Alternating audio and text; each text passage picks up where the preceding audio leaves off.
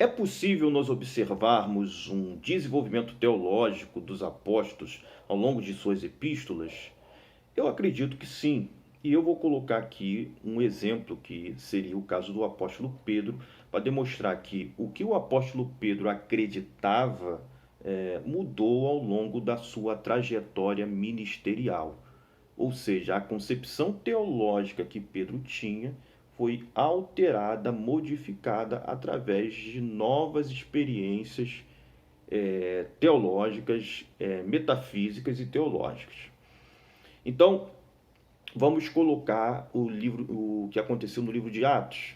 O apóstolo Paulo, aliás, Pedro, se não me engano, em Atos 10, ele acreditava que um judeu não podia comer com os gentios, porque ele acreditava que os gentios eles eram imundos.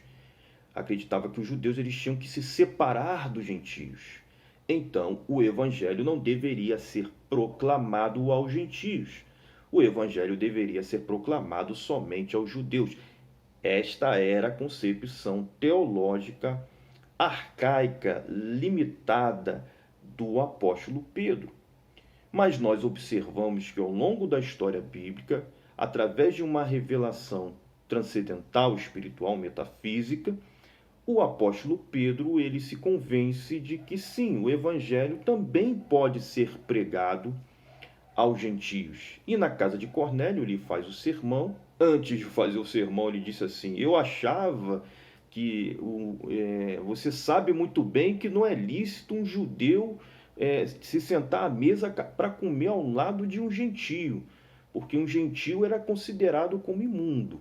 Para você ver a concepção teológica, a concepção arcaica, a concepção étnica e social e cultural limitada do apóstolo Pedro, claro, motivado por interpretações equivocadas dos rabinos da época, do judaísmo da época em relação à questão dos gentios, mas que ele carregava, não obstante ter andado com Jesus, ter convivido com Jesus, ter aprendido o evangelho com Jesus. E após ele pregar para Cornélio e o Espírito Santo descer sobre os gentios na casa de Cornélio, no caso os romanos, o apóstolo Pedro entendeu que sim, o evangelho também poderia ser pregado aos gentios, e os gentios poderiam receber o Espírito Santo e serem batizados. Olha só a diferença. Houve um desenvolvimento teológico, uma mudança de concepção. O que o apóstolo Pedro acreditava outrora, agora ele não acredita mais.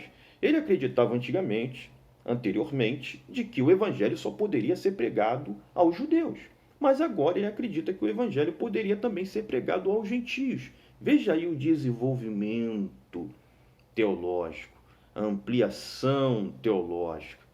Ou seja, nós observamos que houve uma mudança de percepção teológica sobre a situação dos gentios depois da experiência que Pedro teve com o Senhor e na própria pregação aos gentios na casa de Cornélio.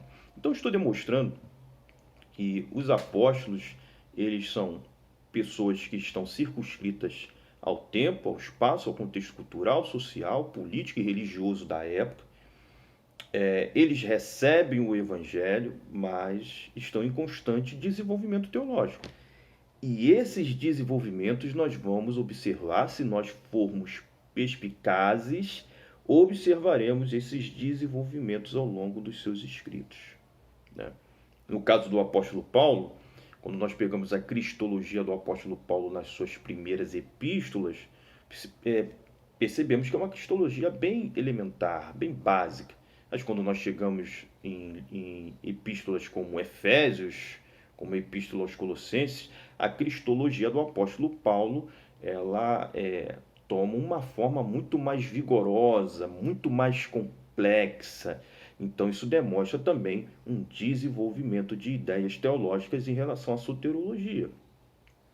Então, eu acho muito importante também nós analisarmos essa questão sob esta perspectiva. Ok, muito obrigado.